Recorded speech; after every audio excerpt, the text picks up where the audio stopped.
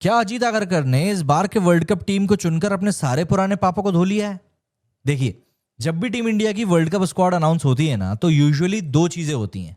पहली, सब already predict कर चुके होते हैं। दूसरी होती है कि हम थोड़ा सा ड्रामा एक्सपेक्ट कर रहे होते हैं। लेकिन इस बार अजीत आगरकर ने ड्रामा नहीं बल्कि धमाका कर दिया है। 15 प्लेयर की लिस्ट निकलकर सामने आई और एक नाम जो सबको लगा कि ऑटोमेटिक है वो था शुभमन गिल का। कि भाई और कोई हो ना हो, ये बंदा तो जरूर रहेगा। लेकिन सबसे बड़ा बम यहीं फटा कि शुभमन गिल ही गायब हो गए, वाइस कैप्टन। और यहीं से ये अनाउंसमेंट रूटीन नहीं रह गया बल्कि एक स्टेटमेंट बन गया। सबसे पहला सवाल, क्या गिल को ड्रॉप करना शॉकिंग था?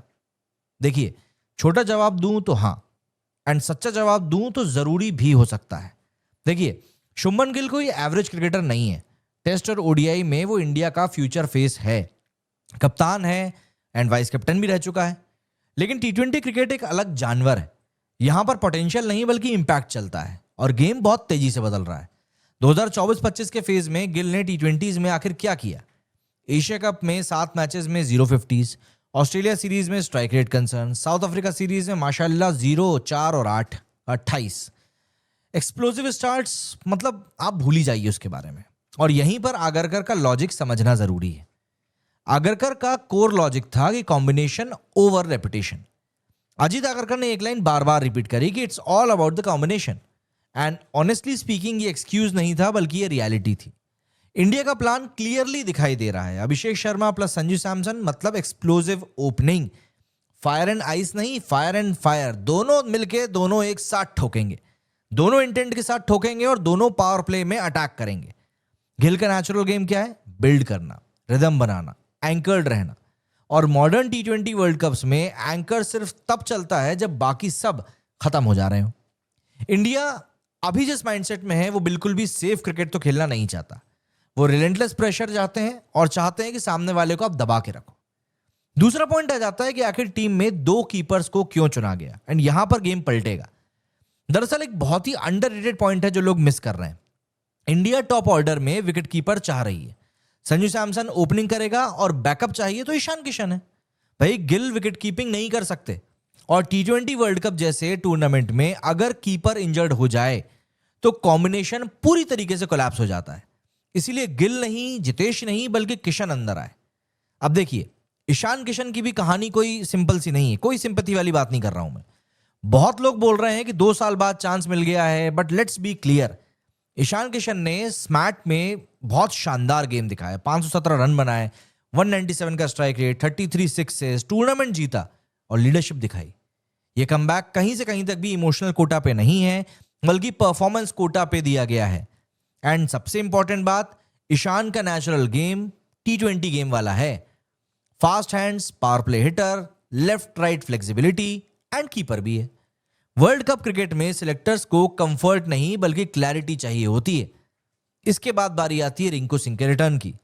सिलेक्टर्स का साइलेंट एक्सेप्टेंस। रिंकू सिंह का केस बहुत इंटरेस्टिंग है।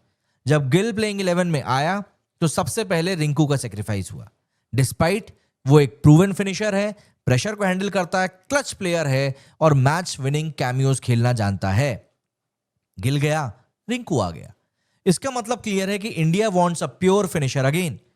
No experiments, no floating rules, clear job description, खत्म। जितेश शर्मा की अगर हम बात करें तो ये बंदा ने कुछ गलती नहीं करी है, बस इससे टाइमिंग गलत हो गई है। मुझे पर्सनली ऐसा फील होता है कि जितेश शर्मा ने कुछ भी गलत नहीं किया। प्रॉब्लम ये थी, उसको चांसेस लिमिटेड मिले तो इनकंसिस्टेंटली उसने रन स्कोर किए। कीपर बैटर थोड़ा सा ओवरलोड इस समय सेक्टर हो रहा है। जब आप संजू ईशान को लेकर जा रहे हो तो फिर थर्ड कीपर की लग्जरी आप नहीं अफोर्ड कर सकते। वर्ल्ड कप स्क्वाड ऑब्वियस सी बात है कहीं से कहीं तक भी लग्जरी अफोर्ड नहीं कर सकता। इसके अलावा एक बहुत लोग सवाल उठा रहे हैं अक्षर पटेल की वाइस कैप्टनसी के ऊपर। देखिए, अक्षर पटेल का वाइस कैप्टन बनना experience, dressing room respect and multi skill value को लेकर आता है। कोई ड्रामा, कोई पॉलिटिक्स एंड सबसे बड़ी बात सिर्फ कंटिन्यूटी की बात है। गिल के बाहर होते ही ये ऑब्वियस सा मूव था क्योंकि पहले भी अक्षर पटेल ही वाइस कैप्टन थे। क्या अब ये हम बोल सकते हैं कि इंडिया फाइनली रोल्स को पिक कर रही है नाम के बजाय? देख लिए, ये स्क्वाड एक चीज बहुत क्लियरली बता रहा है। अभिषेक एग्रेसर है, संजू इंटेंट के साथ खेलता है, तिलक फिक्स्ड है, सूर्य नंबर 4 पे, रिंकू फिनिशर है, अक्षर हार्दिक ग्लू है। मतलब गिल इस स्ट्रक्चर में फिट नहीं हो पा रहे थे, इसीलिए ड्रॉप किया गया। As simple is that. इसका मतलब ये नहीं है कि गिल खत्म हो गया है, इसका मतलब ये है कि टी20 फॉर्मेट उसका स्ट्रॉन्गेस्ट सूट नहीं रहा। अजीत आगरकर ने इमोशनल डिसीजन नहीं लिया है, उन्होंने पॉलिटिकल डिसीजन भी नहीं लिया है, उन्होंने वर्ल्ड कप डिसीजन लिया है।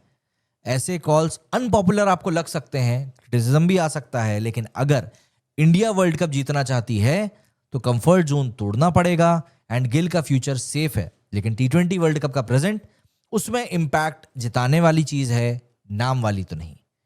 आगरकर ने वाकई में एक बहुत अच्छा स्क्वाड चुना है, और अगर वर्ल्ड कप जीतना है तो सबको खुश रखना पॉसिबल नहीं है। अजीत आगरकर ने ये बात समझ ली। अब देखना यह है कि क्या टीम इस प्लान को एग्जीक्यूट कर पाती है। करना ही पड़ेगा यार